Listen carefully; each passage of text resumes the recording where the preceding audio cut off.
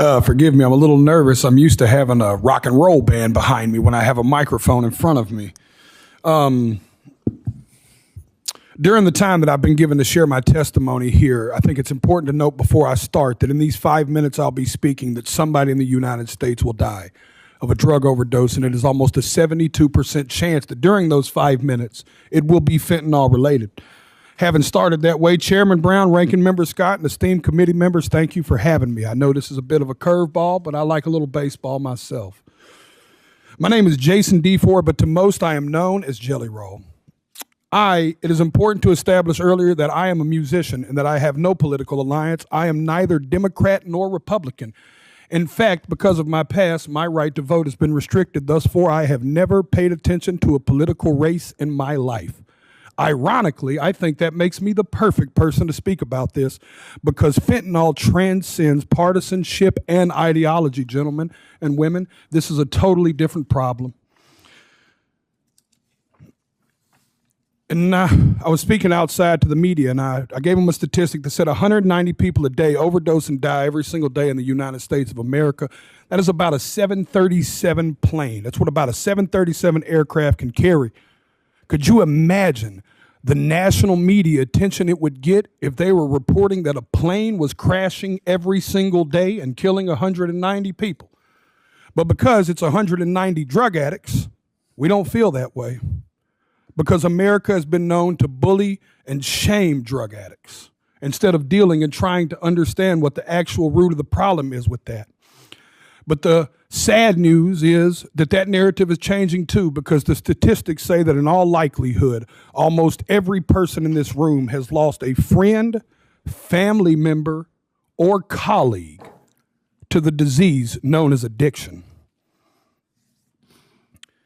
I've attended more funerals than I care to share with y'all. This committee, I could sit here and cry for days about the caskets I've carried of people I loved dearly, deeply, in my soul, good people, not just drug addicts, uncles, friends, cousins, normal people. Some people that just got in a car wreck and started taking a pain pill to manage it. One thing led to the other, and how fast it spirals out of control, I don't think people truly understand. So many people. Equally, I think it's important for me to tell y'all that I'm not here to defend the use of illegal drugs. And I also understand the paradox of my history as a drug dealer standing in front of this committee. But equally, I think that's what makes me perfect to talk about this. I was a part of the problem. I am here now standing as a man that wants to be a part of the solution.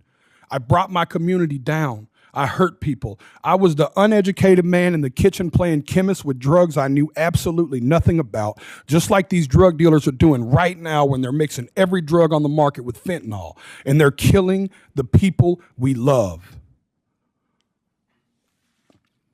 I'll be honest with y'all, my desire is to only get older and only do better and be better. I believed when I sold drugs genuinely that selling drugs was a victimless crime. I truly believe that, y'all. My father always told me what doesn't get you in the wash will get you in the rinse. Now I have a 15-year-old daughter whose mother is a drug addict. Every day I get to look in the eyes of a victim in my household of the effects of drugs. Every single day.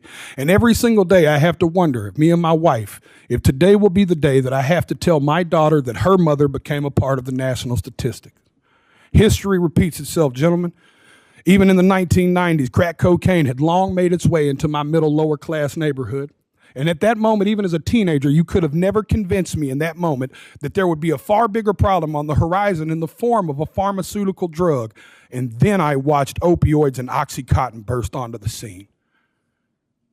I'm here to tell y'all that fentanyl is going to make the Sackler family look like saints. And I want to let y'all sit with that for a second.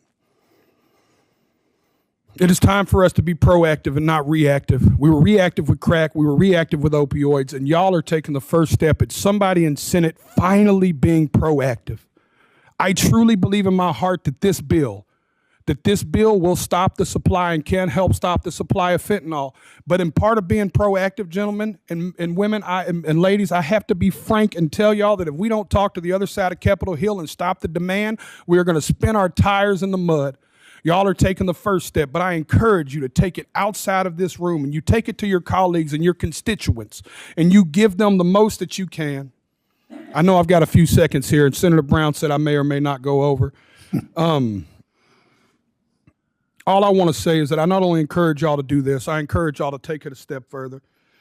At every concert I perform, I witness the heartbreaking impact of fentanyl.